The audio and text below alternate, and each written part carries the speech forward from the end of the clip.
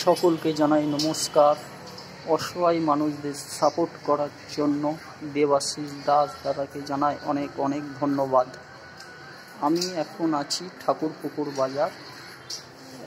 অসহায় মানুষটিকে অল্প কিছু খাবার আমি দিচ্ছি। ভাত দিলাম, সবজি দিচ্ছি,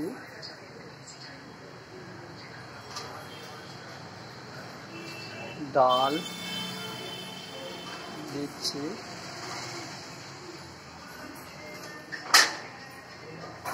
উনি হাতটা ধোবে, হাতে নোংরা তাই হাতটা ধোবে, ভালো করে হাতটা ধুয়ে নিচ্ছে।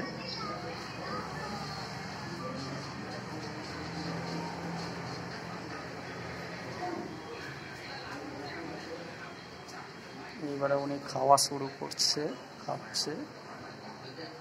সকলে ভালো থাকবেন, সুস্থ থাকবেন এই মনস্কামনা করি। ধন্যবাদ।